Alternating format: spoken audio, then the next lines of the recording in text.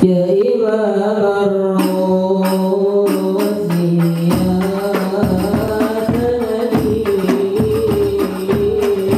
anta ba'dallahi mu'tamadi malikul hayat wal akhirati ya Rasulullah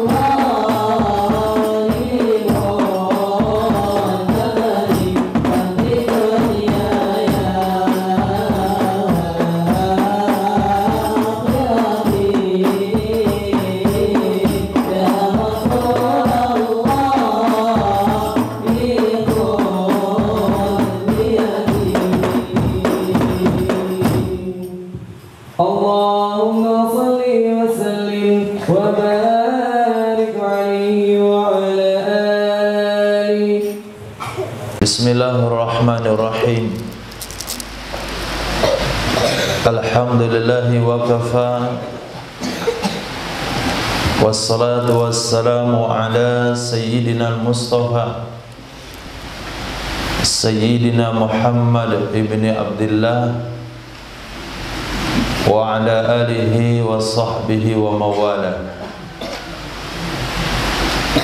Allahumma fasalli wa sallim wa karim wa azim ala sayyidina maulana Muhammadin sayyidil anbiya'i wal mursalin wa habibi rabbil alamin wa ala ashabil akramin wa ahli baitihi tahirin wa azwajit tahirati ummahatil mu'minin wa tabi'ina lahum bi ihsanin ila yaumiddin, amma ba'd.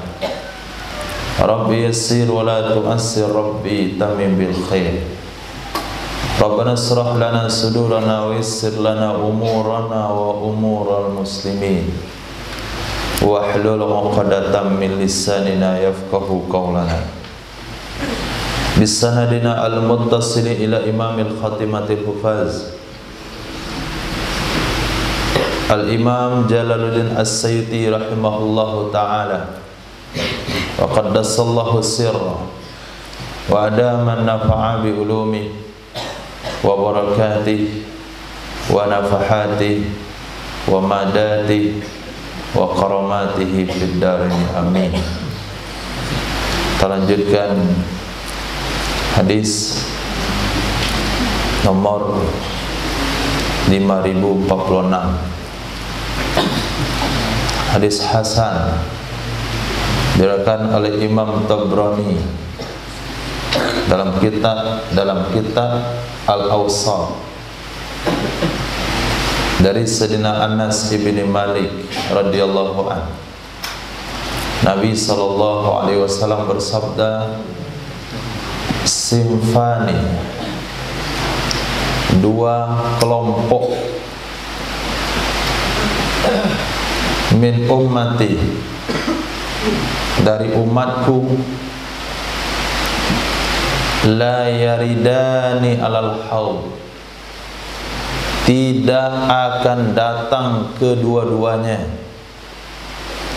tidak akan mendatangi kedua-duanya atas telaga.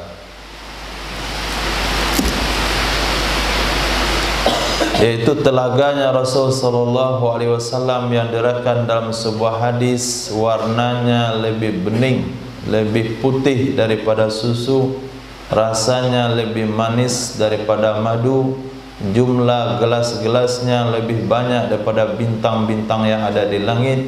Man syaraba minhu syarbatan la yazma abadan hatta yadkhulal jannah, siapa saja yang meminum satu teguk dari telaga tersebut tidak akan haus buat selama-lamanya sampai dia masuk surga. Celaka orang yang diusir, yang tidak datang melewati telaga tersebut pada hari kiamat. Tidak ada jaminan keselamatan bagi orang yang tidak minum dari air telaga tersebut pada hari kiamat. Nabi tegaskan dalam hadis ini, hadis hasan, dua kelompok manusia yang mereka tidak akan pernah meminum dari telaga tersebut. Jangankan meminum, dia tidak akan lewat di jalan di mana telaga itu berada. Pertama, wala yadkhulanil jannah, dan mereka kedua-duanya tidak akan masuk surga. Wala yadkhulanil jannah, dan kedua-duanya tidak akan masuk surga. Pertama, Qadariyah atau Jabariyah, maaf, wal Murji'ah, dan Murji'ah atau Jabariyah yang kita sudah uraikan akidah daripada Qadariyah dan Murji'ah. Sebetulnya bukan hanya Qadariyah dan Murji'ah, tapi juga Mu'tazilah juga dengan akidah Wahabiyah. Wahabiyah yang sepakat ulama Ahlus Sunnah mengatakan akidah Wahabi itu tidak termasuk ajaran Ahlus Sunnah wal Jamaah. Ada dua pokok mendasar dari akidah Wahabi yang keluar daripada Ahlus Sunnah. Pertama, tajsim, mengatakan Allah punya fisik. Yang kedua, tasbih, mengatakan Allah memiliki sifat sama dengan makhluk, yaitu turun dari langit. Allah turun dari langit dunia. Memang Allah itu turun, fisiknya turun, zatnya yang turun. Berarti Allah punya tempat. Wa huwa aqrabu ilaikum wa huwa wa ana wa huwa. Ayatnya mana yang benar? Wa huwa aqrabu ilaikum min hablil warid. Wa nahnu aqrabu ilaikum min hablil warid. Kami lebih dekat kepada kalian daripada urat leher. Berarti kami disuruh itu adalah Allah. Ulama Ahlus Sunnah mengatakan kekuasaan Allah, leluasa Allah, kudrah Allah. Tapi Wahabi mengatakan kami Allah lebih dekat kepada kalian pada urat leher kalian sendiri. Urat leher siapa? Urat leher siapa? Ya kalian semuanya. Berarti Allah lebih dekat kepada Apri daripada urat lehernya. Berarti sama Apri ada Allah satu. Kemudian sama Hajid Boga lebih dekat pada urat lehernya. Berarti ada dia punya Allah satu. Jadi Allah tu banyak jadinya. Kemudian kalau tengah malam, sepertiga malam terakhir, Allah turun dari aras, sementara Allah sudah dekat pada urat leher. Allah milih yang mana? Turun dari aras atau ke urat leher?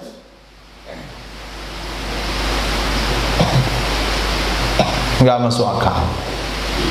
Akidah sesat.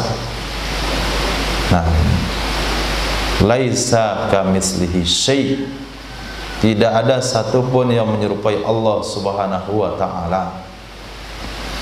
Maka bahasa tangan yang ada pada Allah bukanlah fisik. Bahasa turun yang dinisbahkan kepada Allah bukanlah turun yang seperti kita katakan dari atas ke bawah. Akidah Wahabi, hati-hati dengan akidah Wahabi, akan mengeluarkan kita daripada cahaya kepada kegelapan. Simfani minan nas, dua kelompok dari manusia. Idza salaha salahan nas, apabila baik kedua jenis manusia tersebut, niscaya itu spontanisasi, niscaya akan baiklah manusia. Dua kelompok dari manusia apabila baik kedua kelompok tersebut, salahan nas, niscaya secara otomatis akan baiklah manusia. Wa idza fasada, ada alif lam di situ. Maaf, ada alif. Apabila rusaklah kedua-duanya. Jadi dua itu muncul dari alif itu. Maka apabila rusak kedua-duanya, fasadan nas, akan rusaklah manusia. Siapa dua kelompok itu? Ulama dan umara. Ulama dan umara.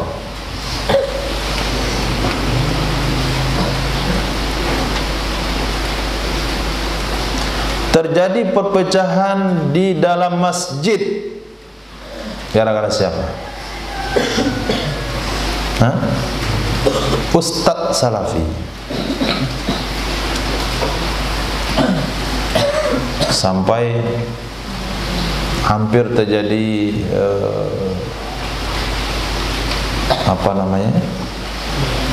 permusuhan, terjadi rasa wahsyah, keasingan di antara sesama yang berteman akrab, terjadi memandang sinis satu sama lain. Tuh udah datang lagi nih ahli bid'ah, tuh ziarah kubur tuh, orang kuburin, tuh orang mulidan bid'ah, tuh lagi orang selawatan.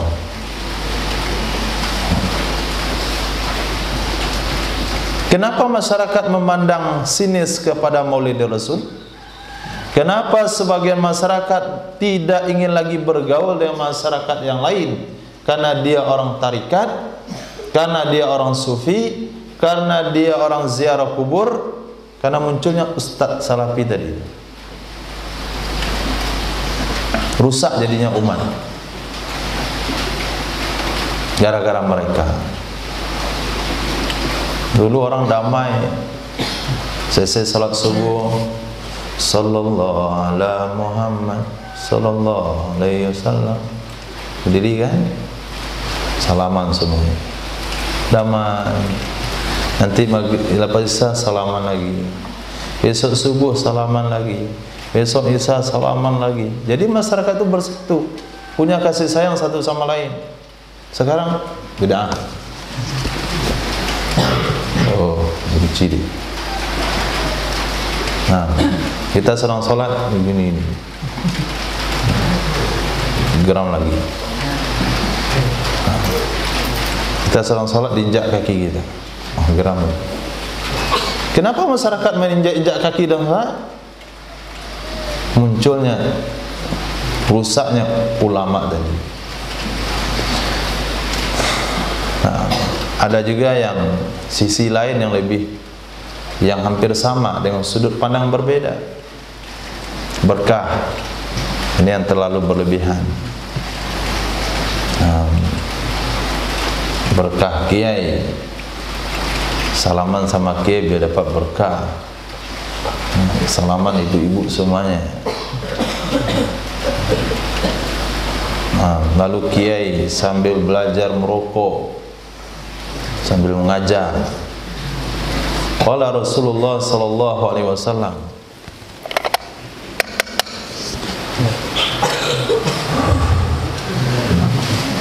jadi semuanya merokok. Kenapa? Kiainya mengajar merokok, rusak umat gara-gara ulama su. Begitu juga Umar. Udah jelas umat mau salat Jumat, enggak boleh salat Jumat.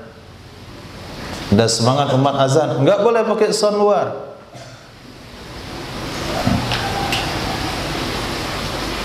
Itu Umar. Tapi apabila hal ini berjalan secara beriringan, ulamanya membuat aturan, umaroknya menegakkan aturan tersebut. Wahai para ulama, kamu taburkan kebaikan, kami pada para umarok akan siap menjaga kebaikan tersebut. Maka manusia akan baik. Mana manusia? Kemana mereka akan mengadu? Kamu ditangkap, kenapa Pak? Kata kiai, kamu aliran sesat. Aman. Tapi di Minangkabau ada satu lagi. Siapa? Nini Mama. Nah, sebetulnya umarok juga itu. Tapi umarok pemimpin di dalam suku. Nini Mama yang dikatakan dalam adat Minangkabau, tungku tiga sajarangan, tali tiga sapilin. Ulama, umarok, nini mama. Nah, ketiga-tiga hal ini berjalan di Sumatera Barat baik. Tapi ketika mamanya pakai celana pendek menarik anjing sore hari, kemenakannya rusak. Nah, pemimpinnya nggak peduli.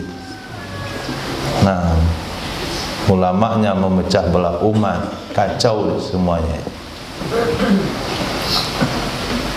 Nah,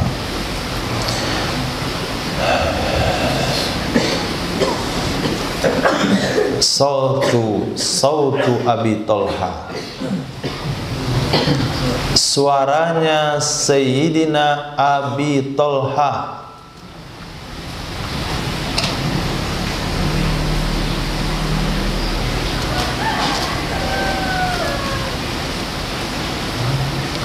Fil jaish, di dalam pasukan. Khairun, itu lebih baik daripada 1000 tentara. Rajul, laki-laki, lebih baik pada 1000 laki-laki, lebih baik pada 1000 tentara.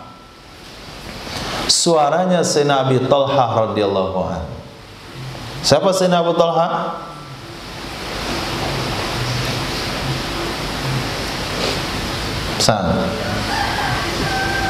Ketika disebut Sayyidina Abi Talha radhiyallahu an, yang kebayang di benak antum apa? Hah? Siapa?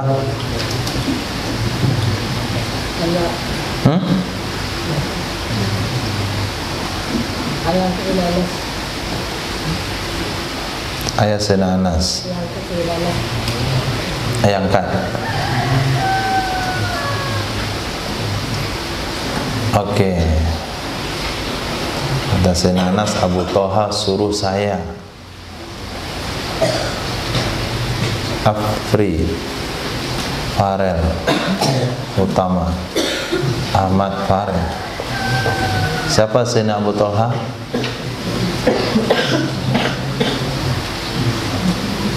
Disebut Sayyidina Abu Talha, yang kebayang di benak antum apa?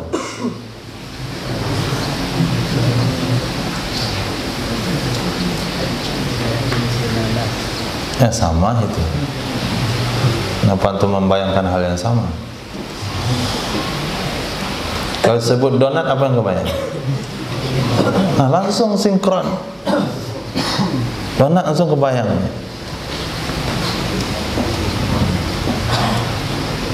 Telur granat, apa yang kebayang tuh?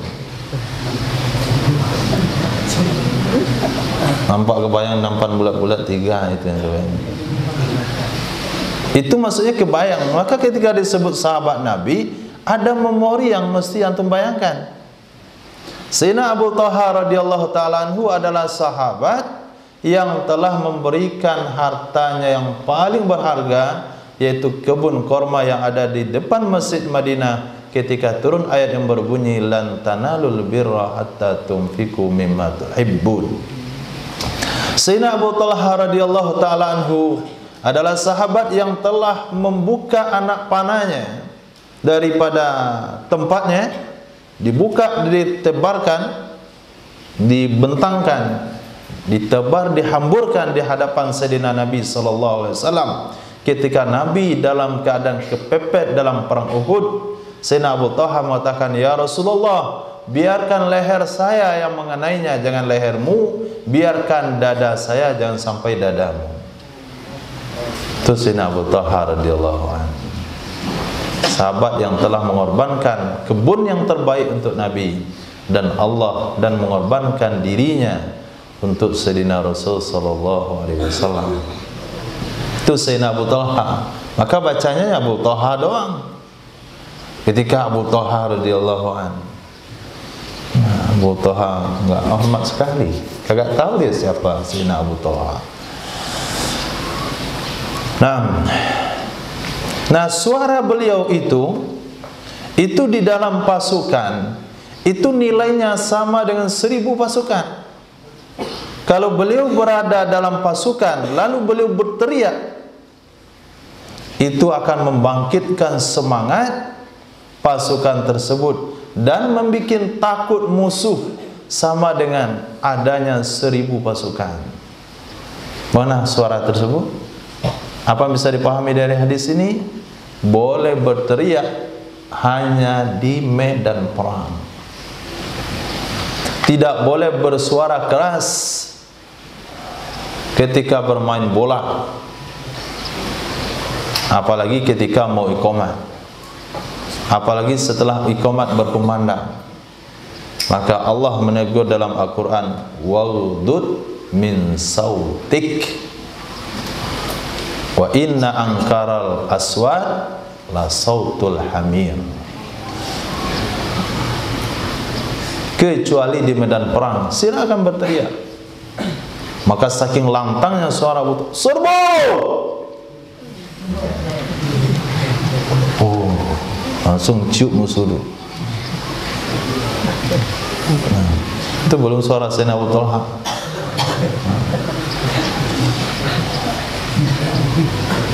Merdeka, hidup atau mati untuk, oh masya Allah, langsung semangat. Orang nggak takut lagi, nggak ada ingat pulang lagi. Semuanya sudah di medan perang. Itu Sayyidina Abu Talha radhiyallahu anhu. Beda dengan Sayyidina Hasan bin Thabit. Beliau berbana dia nasyid. Sebelum perang bernasyid. Nah, musuh pun takut dengan isi kandungan nasyidnya Sayyidina Hasan bin Thabit.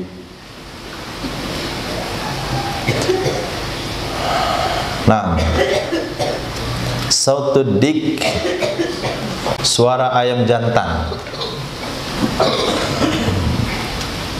Suara ayam jantan. Wadarbuhu, dan mengepakkannya ayam jantan. Bidor bijanahaihi, dengan kedua sayapnya. Ruku'uhu, itu adalah rukuknya ayam jantan. Wasujuduh, dan sujudnya ayam jantan.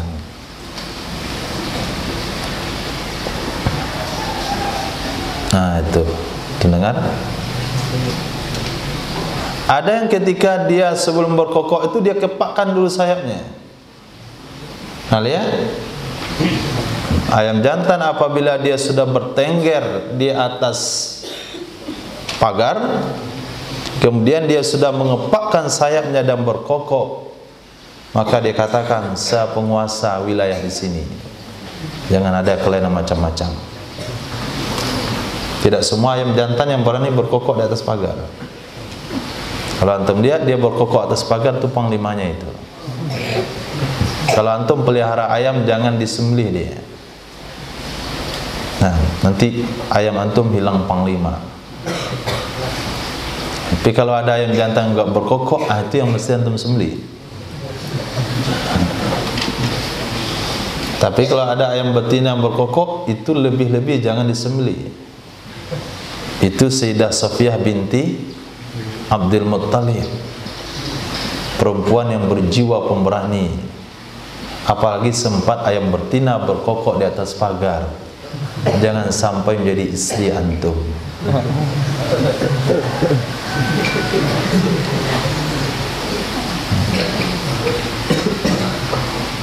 Lihat kokoknya ayam jantan.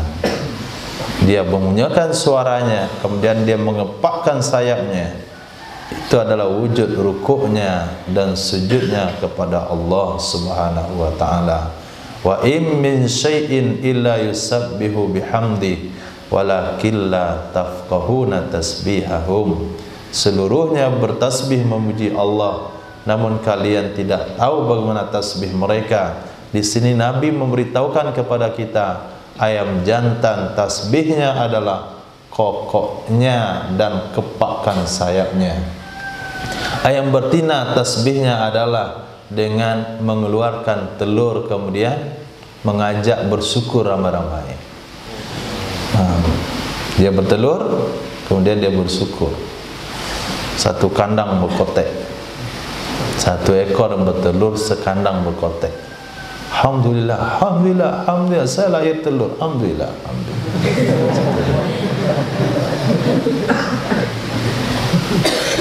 Ya boleh ayam buras. ayam tidak bersyukur.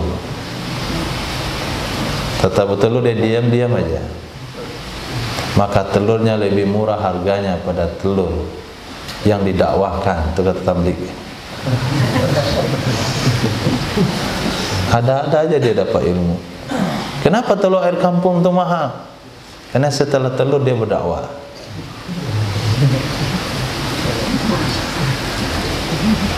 Ya Karim, bukan berdakwah itu bertasbih. Sautani mal'unani, ada dua suara yang dikutuk kedua-duanya. Sautani, dua suara, mal'unani, dikutuk kedua-duanya di dunia dan di akhirat. Pertama, mizmarun inda ni'matin. Mizmar, seruling ketika mendapat nikmat. Seruling ketika mendapat nikmat. Ini bahasa umum. Untuk kita hari ini adalah suara organ tunggal ketika baralek kawin. Itu terjemahannya dalam kehidupan kita. Itu dikutuk. Di dunia dia mendapatkan kutukan dari semua makhluk yang ada, termasuk cacing yang dekat pentas itu. Itu mengutuk dia. Semua tidur kamu masih bising. Tetangga yang sedang sakit gigi, tetangga yang anaknya sedang rewel, baru saja mau tidur, bunyi musiknya, bangun lagi anaknya menangis sampai pagi. Apa kata tetangga itu? Kemudian orang yang sedang banyak beban pemikiran,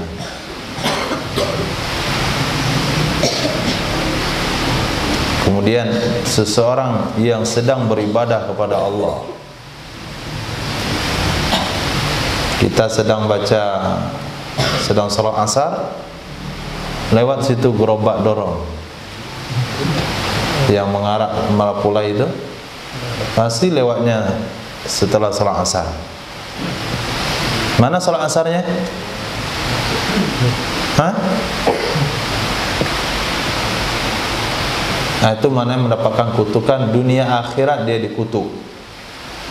Maka kalau bikin walimah jangan pakai mizmar, seruling. Ini alat musik yang diharamkan. Oh, organ tunggal nggak ada serulingnya, sudah dimasukkan dalam keyboardnya itu. Suara serulingnya, suara gitarnya, semuanya ada di dalam. Yang nggak ada suara rebana. Sekarang ada rebana yang canggih. Udah beli belum? Rebana elektrik. Seperti itu juga alatnya, kecil, cuman sambungkan elektrik, dikit aja pokoknya. Nggak perlu bengkak kan? Suaranya kencang. Kalau album itu udah laku, nanti kita beli. Itu kan belum buat album kan? Nah, kalau udah laku albumnya, udah kejual, nah, kita beli yang elektrik, gampang. Gitu. Boleh nggak yang elektrik? Ya boleh, pengembangannya. Kalau sekiranya dibilang nggak boleh, maka keyboard yang mengandung suara seruling itu belum tentu nggak boleh. Kalau seruling dilarang, keyboard yang bersuara seruling dilarang. Gitar, alat musik yang punya senar dilarang. Kemudian keyboard yang mengeluarkan suara alat musik yang punya senar dilarang. Nah, ini ulama lagi. Apabila rusak dua kelompok, maka rusaklah umat. Apa yang muncul di tengah umat? Hah? Pemusik tiba-tiba jadi ulama. Lepas itu dia ceramah, dapat gelar ustaz. Setelah itu dia belum mampu nafsunya meninggalkan alat musik. Ditanya, bagaimana mendekatkan diri kepada Allah atau sedang sholat? Kalau tidak melalaikan nggak apa-apa. Udah mulai berfatwa lagi. Kalau anda tidak bisa menundukkan nafsumu dengan alat musik, jangan menghalalkan alat musik untuk menjaga kehormatan dirimu. Siapa kamu sampai berfatwa menghalalkan alat musik? Belajar kitab yang mana? Mondok di mana? Belajar kitab yang mana? Kiai yang mana? Dalil yang mana? Sehingga berani mengatakan, tergantung. Kalau sedang sholat main alat musik haram lah. Tapi kalau seperti ini boleh lah. Sambil berdakwah, nada dalam dakwah, dakwah dalam nada, dakwah bernada-nada. Gara-gara apa itu? Ustaz, ya, Ustaz dadakan. Kalau anda berdakwah mengajak orang kepada kebaikan, nggak perlu ilmu, benar, nggak perlu ilmu, ngajak perlu ilmu. Tapi berfatwa nggak boleh. Ini sudah diberikan, sudah dia berkecimpung dalam hal dakwah, mengajak orang kepada kebaikan, banyak orang dapat hidayah asbab dia dakwah, lalu sudah terilham dia jadi kiai langsung, mulai berfatwa. Ini yang meresahkan umat nih. Umat dengar fatwanya karena dia terkenal.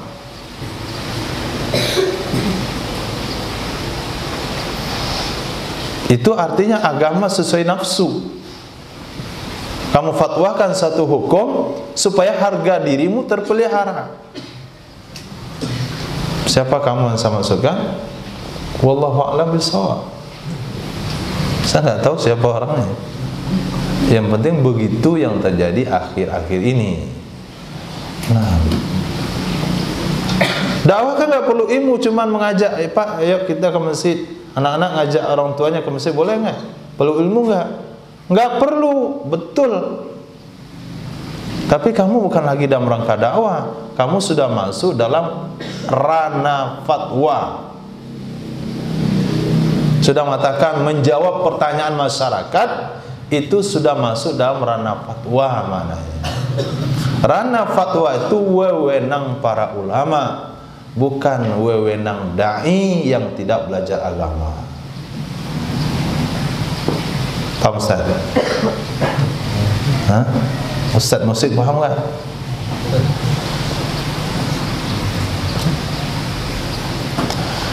Jadi dikutuk dunia akhirat, seruling ketika mendapatkan kenikmatan. Artinya acara syukuran, akikah anak pakai gambus, anak kawin pakai organ tunggal, orang kampung kawin pakai band. Syukuran 17 Agustus pakai ngundang grup musik bintang apa namanya? Grup musik tertentu lah dari ibu kota Jakarta. Nah, itu terkutuk semuanya. Yang kedua, rannatu inda musibah. Rannah maknanya adalah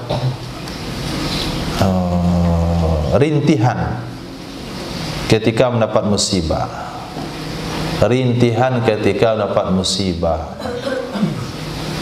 yaitu meratap. Dah meninggal, siapa lagi ngasih makan kami? Kenapa kamu terlalu cepat pergi?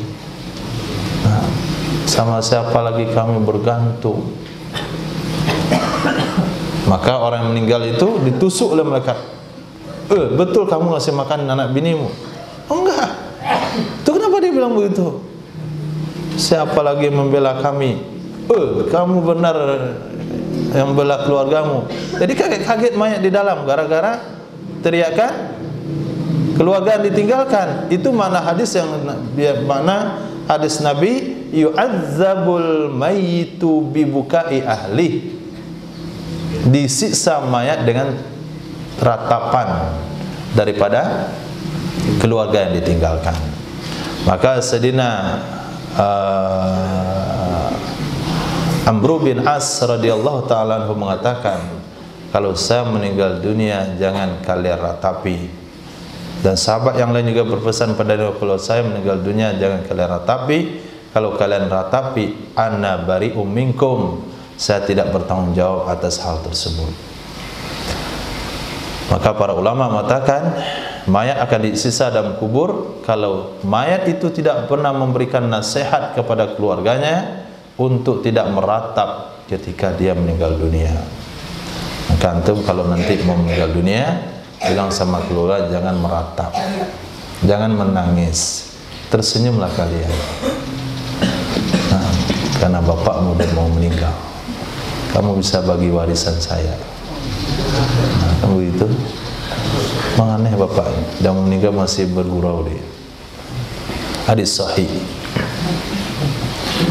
Saumu awali yaumin, hadis dhaif. Puasa awal hari dari bulan Rajab. Puasa awal hari dari bulan Rajab. Kafaratu salati sinin, menghapuskan dosa 3 tahun. Dosa itu muncul dari penghapusan. Tidak ada kalimat dosa di situ, tapi ada mafhumnya. Menghapuskan 3 tahun. Puasa awal hari bulan Rajab menghapuskan 3 tahun. Apanya yang dihapuskan? Kalau disebut kafarah, pasti dihapuskan itu dosa. Maka langsung saja kita terjemahkan, puasa awal hari dari bulan Rajab menghapuskan dosa 3 tahun. Watsani, puasa hari kedua, kafaratus sanatain, menghapuskan dosa 2 tahun. Batsalits, puasa hari ketiga, kafaratus sana, menghapuskan dosa 1 tahun. Summa kullu yaumid, kemudian puasa setiap hari, syahran, menghapuskan dosa sebulan. Puasa hari keempat menghapuskan dosa sebulan, puasa tanggal 5 Rajab menghapuskan dosa sebulan, puasa tanggal 30 Rajab menghapuskan dosa sebulan. Oke. Kalau bulan Rajab itu 30 hari, berapa bulan dihapuskan dosa kalau orang puasa selama 30 hari bulan Rajab?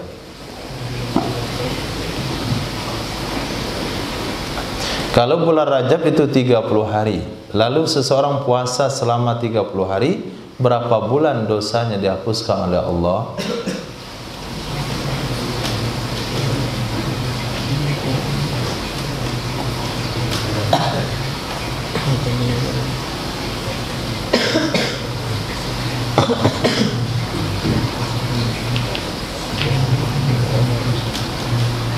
Apa?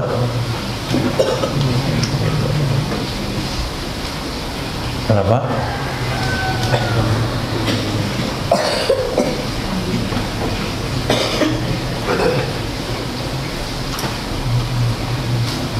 Berapa? Nggak, tamat SD. Berapa? Hah? Berapa bulan? 8 tahun 3 bulan. Bulannya berapa? Kan hitungnya bulan. Berapa bulan dosanya dihapuskan oleh Allah? Hah?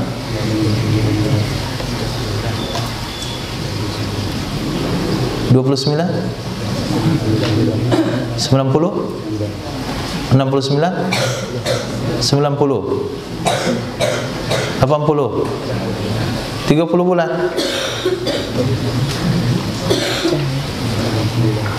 99 bulan. Piye? Kan tamat SD? Habib? Tamat SD? Berapa bulan?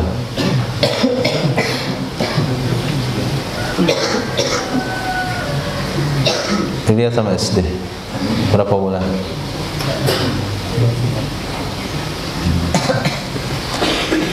Nah, tapi hadis ini dhaif. Hanya untuk fadail. Tapi untuk secara umum puasa di bulan Rajab itu dianjurkan. Kenapa dianjurkan? Karena bulan Rajab termasuk Ashurul Hurum. Ashurul Hurum, bulan-bulan haram yaitu Dzulqa'dah, Dzulhijjah, Muharram, wa Rajabu Mudhar baina Jumadai. Dan Rajab Mudhar yang ada di antara dua Jumadil.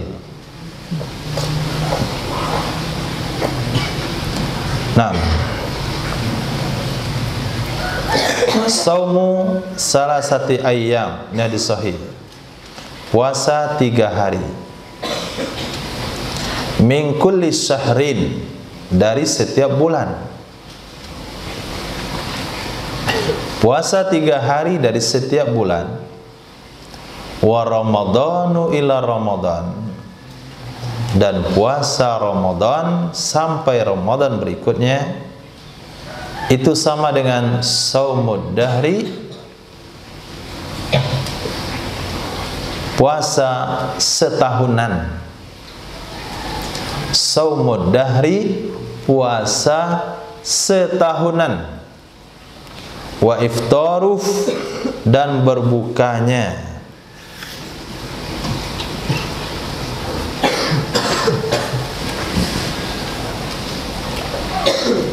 Karena 3 hari setiap bulan, dalam sebulan 30 hari, lalu dia puasa 3 hari setiap bulan, al-hasanatu bi'asri amthaliha, satu kebaikan dibayar 10, 3 hari setiap bulan sama dengan 30 hari.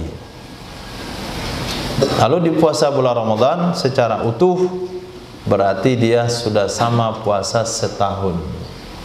Kalaulah seseorang ingin puasa 3 hari setiap bulan, pada tanggal berapa sebaiknya melakukan puasa 3 hari tersebut? Apri Padil?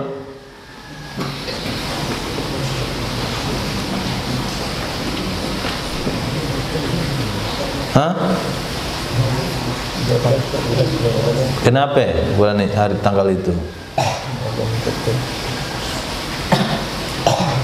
Kenapa tanggal itu? Karena itu adalah hari-hari putih. 13, 14, 15.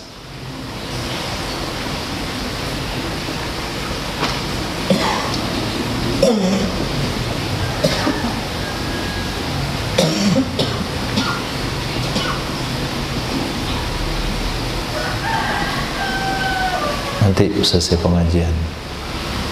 Karena itu adalah hari-hari putih.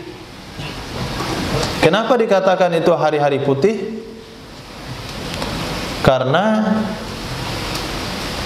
pada malam tersebut, mulai pada tenggelam matahari sampai terbit fajarnya besok,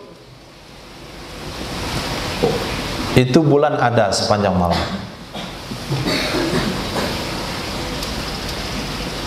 Aziz, sebelah sini, berdiri sini, bagi tangan tuh.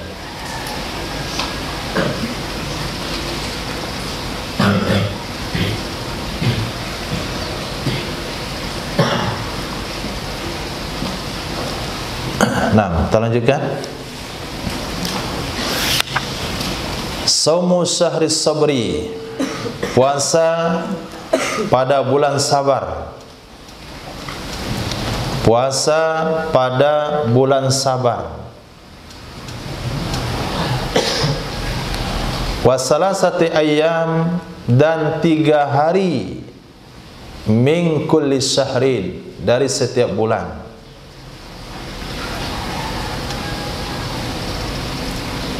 Saumud dahri, itu sama dengan puasa 1 tahun.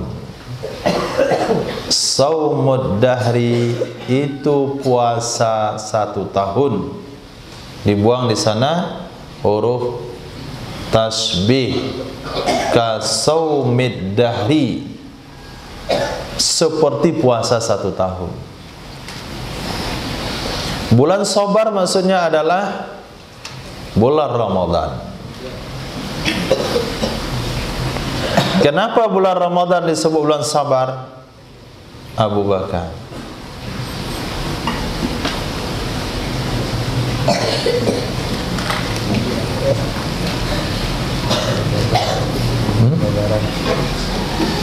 Idza shoma ahadukum fa idza shoma ahadukum thumma syatamahu akharu falyakul inni shaim. Apabila salah seorang kalian dalam keadaan puasa lalu ada orang lain mencaci makinya, maka dia tidak boleh membalas cacian, akan tapi katakanlah inni shaim, saya sedang puasa. Kalau di luar bulan Ramadan dicaci sekali, boleh dibalas dengan cacian yang sama. Dijahili, boleh dibalas dengan hal yang sama. Tapi apabila di bulan Ramadan, itu tidak boleh dibalas, mesti sabar. Maka disebutlah bulan Ramadan bulan sabar. Ketika seorang puasa 1 bulan, kemudian 3 hari setiap bulan, itu sama dengan berpuasa setahunan. Kita antum mana? Kenapa ditutup? Hah? Coba bawa ke depan, mana yang sedang dibaca?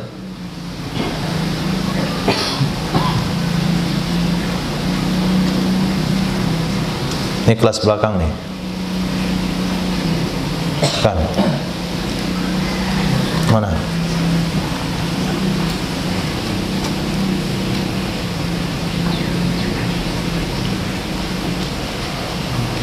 Oke, duduk.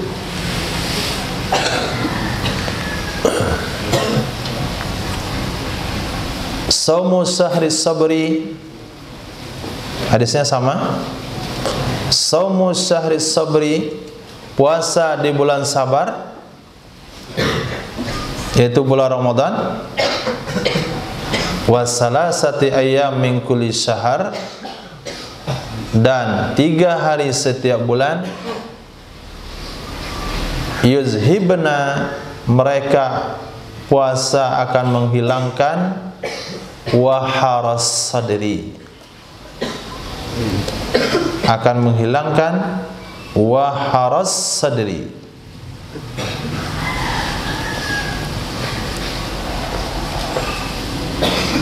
kedengkian,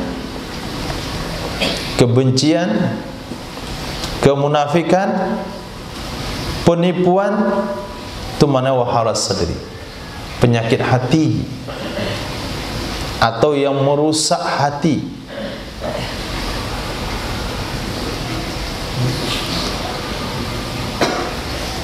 Puasa bulan sabar, yaitu puasa selama bulan Ramadan, tambah 3 hari setiap bulan. Ibadah ini mampu akan membersihkan hati dari penyakit dengki, penyakit kasar, nggak kasihan sama siapapun, penyakit kemunafikan, dia berbohong untuk memuliakan dirinya, untuk menjaga kehormatannya. Itu akan hilang dengan puasa sebulan Ramadan tambah 3 hari setiap bulan. Maka kalau kita lihat orang-orang puasa atau kondisi hati kita setelah Ramadan, itu tidak ada lagi kedengkian, sehingga ketika takbir berkumandang pada tanggal 1 Syawal atau pada maghrib malam takbiran, mereka mudah untuk memaafkan, mudah untuk berjabat tangan, dengki hilang. Kemarin bersengketa di bulan Rajab, di bulan Sya'ban, datang bulan Ramadan, lahirlah jiwa-jiwa yang bersih di bulan Syawal. Maaf-memaafkan. Ya ke situ, malah saya situ. Ini Syawal nih. Oh iya, kita pergi Lebaran. Hilang kedengkian. Tapi kedengkian itu mulai tumbuh kembali dengan berjalannya waktu. Kalau tidak dijaga puasa 3 hari setiap bulan. Kelembutan hati akan didapatkan dengan bulan Ramadan. Hati akan mengeras kembali kalau tidak dijaga dengan puasa 3 hari setiap bulan. Saumu yaumi Arafah, puasa hari Arafah. Puasa hari Arafah.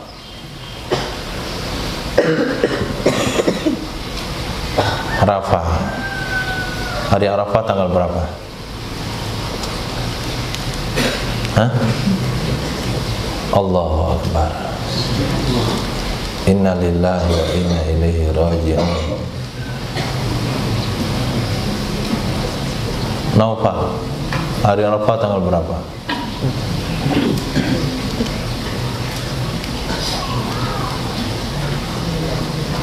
Hah? 9 Zulhijjah. Kalau 9 Muharram tanggal berapa?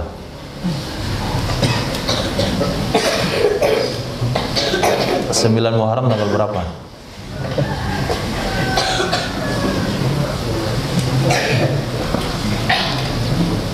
Bingung kan? Hari Arafah tanggal 9 Zulhijjah. Nah, dibuat di situ Arafah 9 Zulhijjah. Puasa hari Arafah, ya puasa tanggal 9 Zulhijjah, yukaffiru, itu akan menghapuskan sanatain 2 tahun. 2 tahun. Apa maksudnya menghapuskan 2 tahun? Dosa 2 tahun dibuang mudhafnya. Maka kadangkala di dalam susunan bahasa Arab ada huruf yang dibuang, ada mudhaf yang dibuang, ada naat yang dibuang. Yang dibuang ini yang enggak dikenal oleh Wahabi dan Salafi, sehingga dia sesat mengambil kesimpulan hukum. Lihat di sini. Puasa hari Arafah menghapuskan 2 tahun. Masa gara-gara puasa Arafah 2 tahun hilang? Jadi dari tahun 2019 langsung melompat 2023. 2020 lompat langsung 2022. 2020, 2021 hilang karena puasa Arafah kemarin. Nah, itu pemahaman Salafi itu.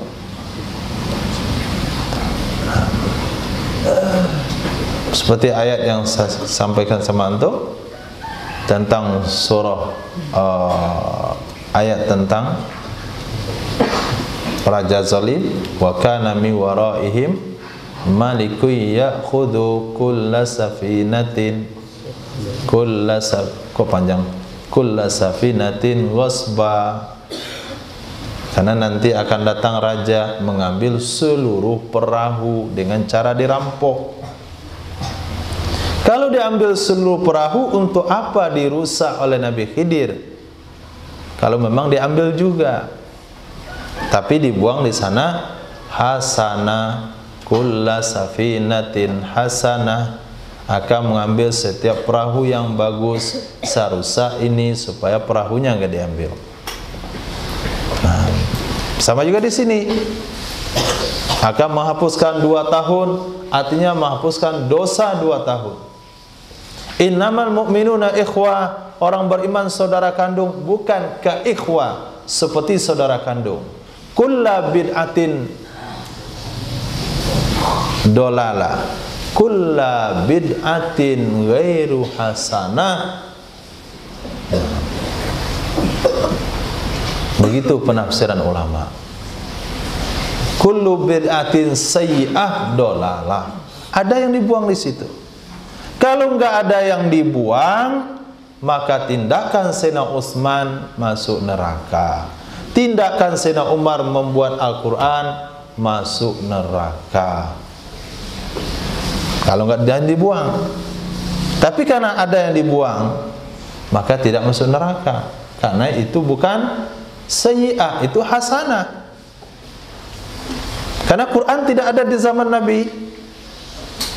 Quran adanya di zaman Sayyidina Abu Bakar As-Siddiq radhiyallahu an.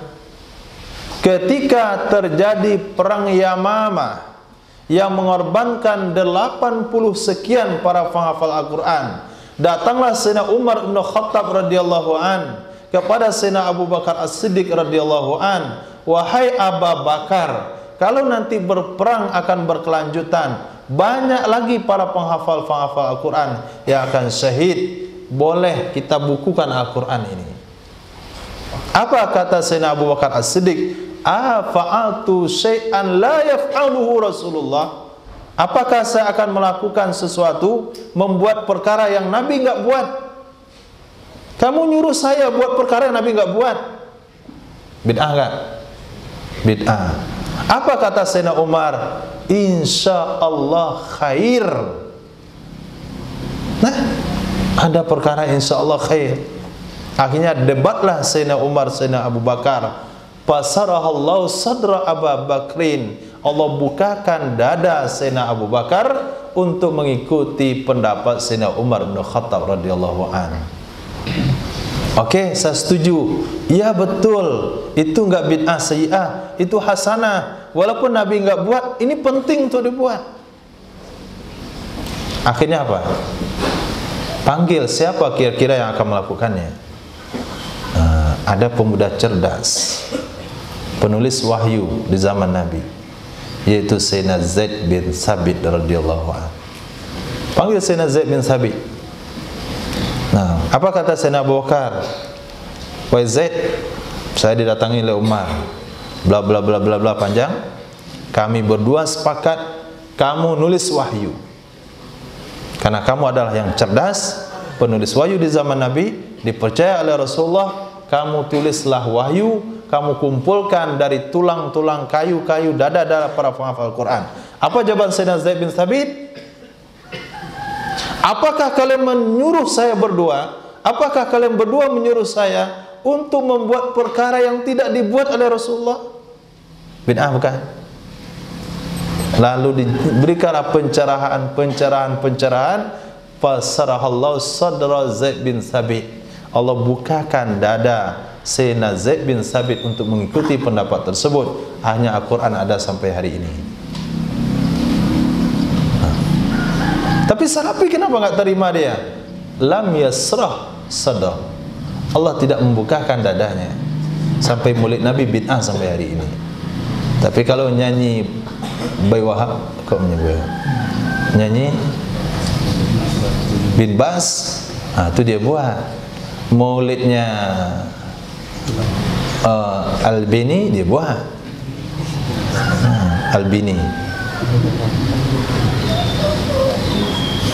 Peninggalan Nabi bid'ah. Peninggalan Albini sunnah. Kenapa Allah bukakan dadanya untuk itu? Allah enggak bukakan dadanya untuk Rasul sallallahu alaihi wasallam. Nah, kalau sekiranya tidak ada kalimat sayyi'ah dalam hadis itu, wa iyyakum wa muhdatsatil umur, wa inna kulla muhdatsatin bid'ah, wa inna kulla bid'atin dalalah, wa inna kulla dalalatin finnar, wa inna kulla bid'atin sayyi'atin dalalah. Ada sayyi'ah yang dibuang. Kalau enggak dibuang, berarti kalau anda tidak mentakdirkan sayyi'ah di situ, berarti anda telah memasukkan Sayyidina Abu Bakar, Sayyidina Umar, Sayyidina Zaid bin Sabit ke dalam neraka karena membuat perkara bid'ah, yaitu membukukan Al-Quran. Tapi dengan adanya sayyi'ah di situ, maka ada bahasa bid'ah. Siapa pula yang membagi-bagi itu? Kami yang bagi-baginya. Nabi enggak pernah bagi-bagi. Memang secara zahir enggak ada. tapi secara pemahaman ada. Anda nggak paham, may yuridillahu bi khairan yufaqihu fiddin. Pas tauhid dia bagi-bagi, dia biasa saja. Tauhid ada 3, uluhiyah, rububiyah, asma wa sifat. Siapa yang bagi-baginya? Kami. Kenapa boleh? Itu nggak bid'ah. Kenapa nggak bid'ah? Karena kami yang bagi. Yang bid'ah itu kalau kalian buat bagi-bagian. Kalau kami bagi-bagi nggak bid'ah.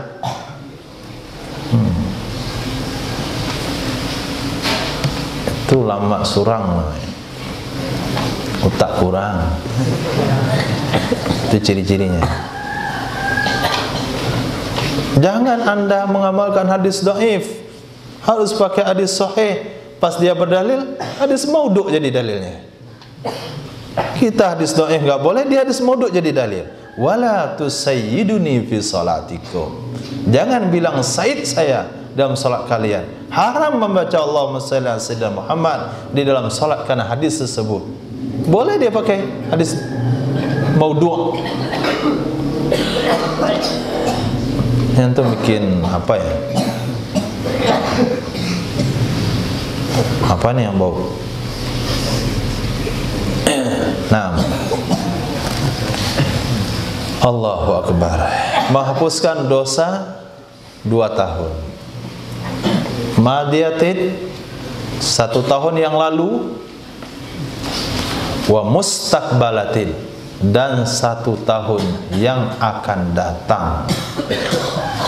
1 tahun yang lalu dan 1 tahun yang akan datang. Wa saumu Asyura, dan puasa tanggal dan puasa pada hari Asyura. Itu siapa namanya?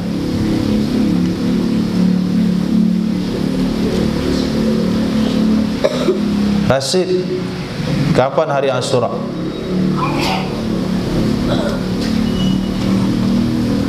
Nggak tahu.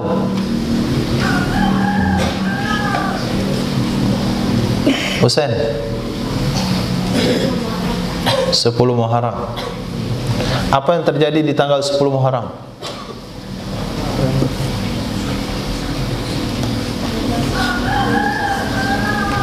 Hah? Pembebasan. Nabi Musa dibebaskan dari kejaran Firaun. Kenapa kita puasa 10 Muharram?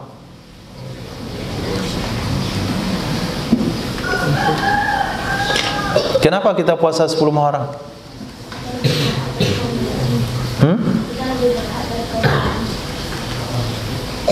Karena lebih berhak dari siapa? Lebih berhak? Kita lebih berhak daripada dari Yahudi. Dalam hal apa?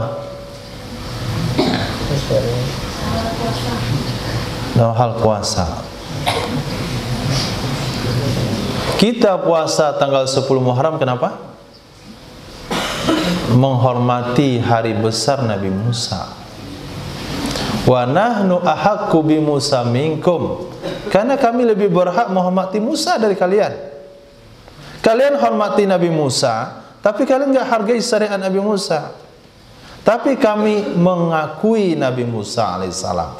Kami lebih berhak menghargai Nabi Musa pada kalian. Kita puasa tanggal 10 Muharram menghormati hari besar Yahudi. Lalu pas memperingati Maulid Nabi enggak boleh. Pendek akal. Coba mikir dikit, mikir dong. Nak kecil aja mikir. Serapi dah besar enggak mikir. Kita disuruh oleh Nabi puasa tanggal 10 Muharram. Wa amarna bisyam. Nabi perintahkan kepada kami untuk berpuasa. Ketika kami baru datang di Madinah, pawajnal yahuda yasumu yauma Asyura. Kami temukan Yahudi puasa tanggal 10 Muharram. Nabi SAW bertanya kepada Yahudi, kaifa tasumu? Bagaimana kalian bisa puasa tanggal 10 Muharram? Kata mereka, ini hari besar bagi kami, karena Allah tenggelamkan Fir'aun pada 10 Muharram. Allah selamatkan Bani Israel berserta Nabi Musa tanggal 10 Muharram. Kami puasa karena memperingati hari besar tersebut. Apa kata Nabi SAW? Nanu ahaqqu bi Musa minkum, kami lebih berhak menghormati Musa daripada kalian. Fa amarna bisyami asyura, lalu Nabi suruh kita puasa tanggal 10 Muharram. Kenapa kita puasa tanggal 10 Muharram? Menghormati hari besar Nabi Musa. Kalau Nabi mengajarkan kepada kita menghormati keselamatan Nabi Musa berserta Bani Israel, apakah hari kelahiran Nabi Muhammad yang bukan untuk Bani Israel tapi rahmatan lil alamin, kafatan linnas, kedatangan beliau adalah rahmat untuk seluruhnya, tidak bisa diperingati? Boleh diperingati dengan puasa. 65 tasumu. Su'ilan Nabi sallallahu alaihi wasallam an shaumi yaumil Itsnain. Nabi ditanya tentang puasa hari Senin. Apa kata Nabi sallallahu alaihi wasallam? Dzalika yaumul ladzi wulidtu fih. Itu hari di mana saya dilahirkan pada hari tersebut. Boleh kalian peringati dengan puasa? Kalau dengan puasa boleh diperingati, apakah boleh dengan sedekah? Kalau boleh dengan puasa, apakah boleh dengan selawatan? Kalau boleh dengan puasa, apakah boleh dengan membaca perjuangan Nabi? Kalau enggak boleh juga, mau yang mengatakan enggak boleh. Nah. Paham Salafi? Nah, itu cara memahaminya. Ya Karim, begitu mantap argumennya para ulama sehingga mereka tidak ragu. Dan pengarang maulid pertama yaitu berzanji itu adalah zuriat daripada baginda Rasul sallallahu alaihi wasallam. Gencar dia bilang, apakah Nabi pernah memperingati hari lahirnya? Sahabat pernah memperingati hari lahir Nabi? Enggak pernah. Nabi sibuk makan aja enggak memperingati hari lahir. Bodoh berpikir kamu. Kamu hari ini ada berperang? Hah? Ada berperang? Kalau enggak pergi musim maulid Nabi, apa yang kamu buat? Di rumah membid'ah-bid'ahkan orang. Nah, mendingan datang ke masjid. Tapi kalau sahabat kan sibuk perang. Dan sahabat enggak perlu diingatkan dengan Nabi. Sahabat melihat langsung kecintaan kepada Rasul sallallahu alaihi wasallam. Kenapa hal itu dibangkitkan oleh para ulama? Karena waktu itu umat sudah pecah belah. Umat ingin disatukan kembali dengan muhabbah kepada Sayyidina Rasul sallallahu alaihi wasallam. Maka dibuatlah peringatan tersebut untuk menyatukan umat. Itu asbabnya. Itu asbab urutnya. Kenapa hal itu dimunculkan? Ya Karim, apa yang antum gak senang? Dengan nasyidnya Nabi memuji Sayyidina Hasan bin Thabit. Maka semua yang pecinta nasyid akan berada di bawah payung Sayyidina Hasan bin Thabit radhiyallahu anhu. Apalagi pengarangnya. Nah, maka antum karang. Nah, yang Sayyidah Aisyah dinyanyiin nggak boleh. Nah, maka isi Nabi antum goda-goda begitu. Isi Nabi itu tertutup, yang diceritakan. Nggak boleh menyanyikan Sayyidah Aisyah, karena beliau istri Nabi itu masturat, berhijab, nggak boleh dibuka matanya yang biru, alisnya, hidungnya, pipinya, macam-macam. Tumbuhkan nyanyi Sayyidah Aisyah kemarin tuh, Aisyah gitu. Aisyah yang mana?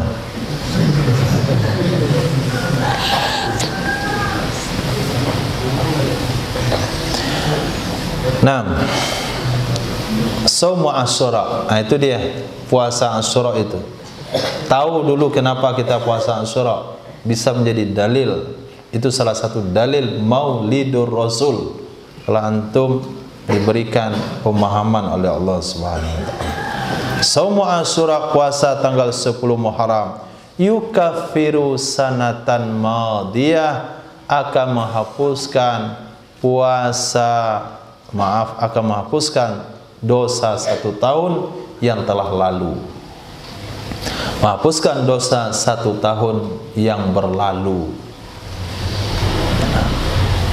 Lalu setelah puasa, sahabat datang kepada Nabi sallallahu alaihi wasallam, "Ya Rasulullah, bukankah kita dengan puasa tanggal 10 Muharram menyerupai Yahudi? Padahalkah engkau bersabda, khaliful Yahuda fi kulli syai', berbedalah kalian dengan Yahudi dalam segala sesuatu. Kalau mereka puasa 10 Muharram, kami juga puasa 10 Muharram, berarti sama dong dengan mereka. Bagaimana ada yang perintah berbeda dengan Yahudi?" Kata Nabi, "In istu sanatan mustaqbala." Kalau saya hidup tahun depan, saya akan puasa tanggal 9 Muharram. Nah, supaya beda dengan Yahudi, lahirlah puasa sunnah Tasu'a, puasa 9 Muharram. Kenapa disuruh puasa? Supaya beda dengan Yahudi. Oh, berarti tujuannya supaya beda kan? Maka ulama fikih membahas kembali, kalau supaya beda, maka bagi orang yang tidak sempat puasa 9 Muharram, dianjurkan puasa tanggal 11-nya. Beda enggak? Beda. Bid'ah itu, Nabi bilang 9 kok kamu bilang 11. Kalau sempat, kalau sempit memang begitu. Tapi ulama fikih enggak berpandangan sempit. Itu apa disuruh Nabi puasa tanggal 9? Supaya beda. Apakah yang puasa tanggal 11 beda? Beda juga. Berarti mendapatkan hasil yang sama. Lahirlah hukum fikih. Kalau kamu enggak sempat puasa tanggal 9, puasalah tanggal 10 dan 11 supaya berbeda dengan Yahudi. Mudah pemahaman agama menurut ulama salaf, tidak menurut salafi. Naam, saumu yaumit tarwiyah, puasa hari tarwiyah. Puasa hari tarwiyah. Nah, Husain, Hasan, hari tarwiyah itu kapan? Nggak tahu. Boga, hari tarwiyah itu kapan? Boga atau boga? Pisang kita tumbang sebelum matang, tapram dan paraman, nggak matang-matang deh. Semakin diperam semakin keras. Itu boga. Itu nggak boga kan? Ada berapa juz? 19. Nah, kapan tanggal hari tarwiyah? Nah, itu kan boga.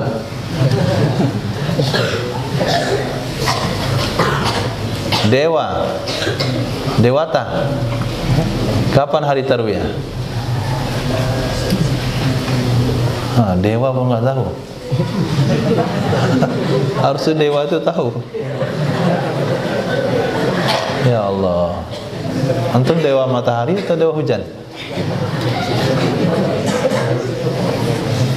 Dewa apa? Oh, duta. Dewa mana? Astagfirullah, salah tanya saya. Dewa, kapan hari tarwiyah? Nah, kan nggak tahu juga dewanya.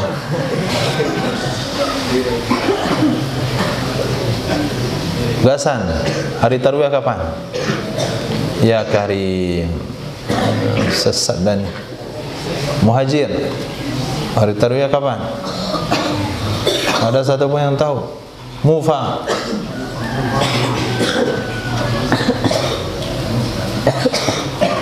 Aziz. Boleh antum duduk kalau nggak tahu. Furqan,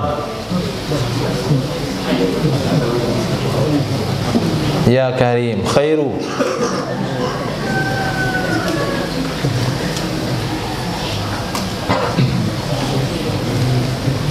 Adit Zaki. Kapan hari tarwiyah? Tanggal?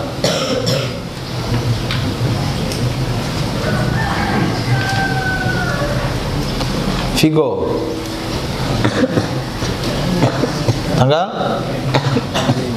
8 Zulhijjah.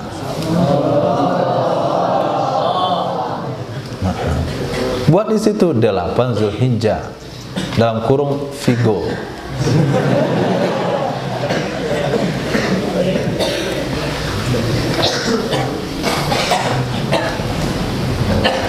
Tarwiyah artinya memuaskan diri. Berarti tarwiyah. Maka pada tanggal 8 Zulhijjah sebelum berangkat ke Arafah, seluruh jamaah haji disunahkan untuk meminum air zam-zam sebanyak-banyaknya. Supaya banyak diminum, maka sunnah diminum dalam keadaan berdiri. Kalau ada yang pulang umroh ngasih setengah loki buat minum berdiri juga, enggak perlu. Tujuan berdiri itu apa? Sunnah minum air zam-zam berdiri, iya, kapan? Ketika air zam-zamnya bisa diminum sebanyak-banyaknya. Ini setengah loki, gelasnya kecil ini nih, setengah lagi isi. Tidak sampai ke tenggorokan dah hilang dia. Itu untuk minum berdiri juga. Nah, itu luruh tabung. Nggak ngerti asbabul wurud, asbab musabab hukum tuh nggak paham. Berdiri itu supaya bisa terisi penuh perutnya. Maka diisilah minum lagi, minum sampai gembung. La yatadallaq bizamzam munafikun. Orang munafik tidak akan pernah mengisi perutnya sebanyak-banyaknya dari air zam-zam. Orang yang mampu minum air zam-zam sebanyak-banyaknya, maka dia orang beriman yang betul imannya. Maka sunnahnya dalam manasik yaitu tanggal 8 Zulhijjah disebut dengan tarwiyah. Sunnah berpuasa. Dah Utsman. Sunnah bagaimana puasa orang minum? Hah? Sunnah puasa hari tarwiyah tapi disuruh minum sebanyak-banyaknya. Apakah minum air zam-zam tidak membatalkan puasa?